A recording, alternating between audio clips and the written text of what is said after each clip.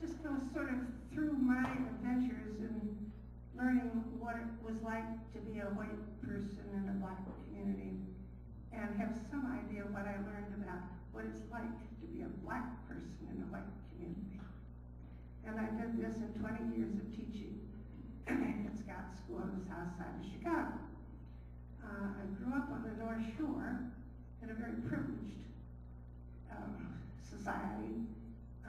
Never saw any black people at all, except they were people's gardeners and chauffeurs and things like that. My grandfather was congressman from this district, so I spent some time as a youngster in Washington. Noticed the Jim Crow down there, the bad treatment, the signs and that sort of thing, but didn't pay much attention to it. It wasn't my problem. It sort of seemed normal. That's just the way it was. A couple of black kids in my high school, but they never came to any of the parties or anything like that. So but it was not, it sort of wasn't a big deal. Then,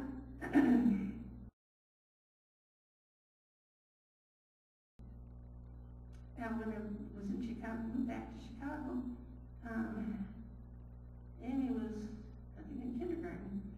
And I was teaching at the lab school, and because of the restrictive covenants going on, black people swarmed into what had been white neighborhoods, and the schools became terribly overcrowded, and they were screaming for teachers in the Chicago public schools. They had been on shift. They had had one whole school with a set of teachers teaching in the classrooms in the morning. They'd all go home and another batch would come in the afternoon. But they had just gone off shift, and they were bringing in, what do you call them, like trailer things, for classrooms. But, thank you, Willis wagons, you're absolutely right. And I was teaching at the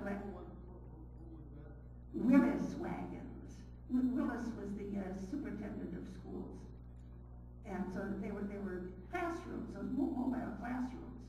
So they called them Willis wagons. But, what year was 1962? Yeah.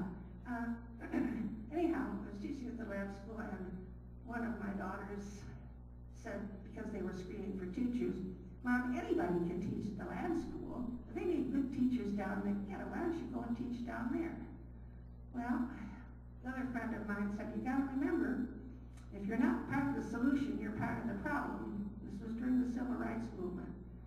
And I bought it, and I said, I don't want to be part of the problem, so I'll go down and be the solution. So I went to the Board of Education and applied, and one of the people were hassling me about some of my credits from Northwestern that didn't match exactly what their formula was. And some bigwig came out, looked at my stuff and said, don't bother her, we need her more than she needs us.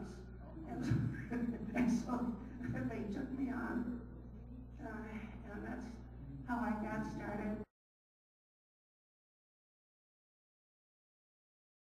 The school was Scott School, which was at 64th and Blackstone, which was just about a mile from where I was living in Hyde Park in Chicago. So I could walk.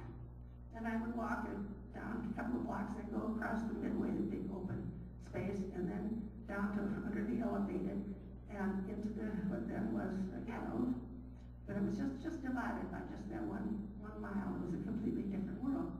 But it was dumb to take the car on a nice fall day. So I would walk down, and I never felt afraid. But I would, under the elevator, it was pretty raunchy, the saloons and kind of rough.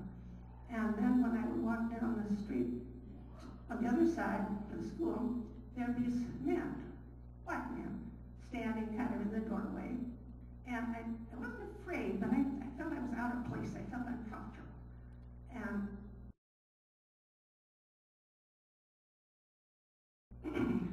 what I do, I went on several weeks and got to be very fond of the kids, and school was going pretty well.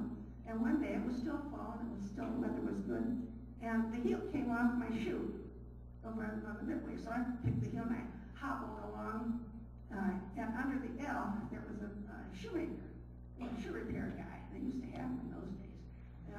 We repaired our shoes. But I went in, and I said, can you fix my shoe? The heel came off.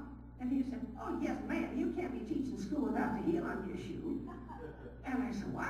You know, I said, you want a teacher? Everybody knows you're a teacher here. You'll be coming through here. Well, I was quite surprised. And then, after the really big thing that happened was that when I came out from under the L, walking down the street, those men were still standing there. I was in a hurry because I was late. As I walked by, I said, hi. Everything changed. There was nothing wrong with them. It was me. I was walking along that street so hinky, and my body language was saying to them, I don't like you. You know, I'm But the minute the guy said he knew me, I felt, and I wasn't conscious of this at the time, but something happened inside me, and so when I walked along, I said hi to the guys, and everything changed, everything. But as I say, I didn't think about it until afterwards. But that was the first insight that I had into the fact that nothing wrong with him. It was me. I had nothing to be afraid of. They were not threatening me. It was their territory. You know, it was their place. And I was the outsider there. I had this, or I'll forget my order. Well then, as the school year went on, it was now nice spring weather, and I'm again walking home, and along comes this sort of dirty old drunk and black guy, and falls down in the ghetto. You know what I did? I reached out, and I saw this black hand hitting my white hand, and I pulled him out and walked on. And I thought, holy smoke, look what just happened. That he wasn't a man to be afraid of. It was just one of my kids, one of my students, that hadn't made it, had done wrong. So here is another big change. Not only am I feeling more comfortable about the neighborhood, but suddenly, instead of being a dirty old bum drunk, he's now a human being. He's a kid. He was a kid. He was somebody that, has a, my gosh, you people look intense. Whew. So anyhow, that was the second big revelation to me about this relationship. And then, that was about it. Oh, that's one of the biggest point for me there was that I realized how I was attached to those kids. And kids are just wonderful. They're so loving. That's one of the joys of being a teacher, is you just get all kinds of goodies from the kids all the time. But they were, for that whole 20 years after that, they were my kids. My daughters are my daughters. But if I talked about my kids, and I got to be the reading teacher, so it was the whole doggone school. It wasn't just the ones in the classroom. Incidentally, they're still my kids.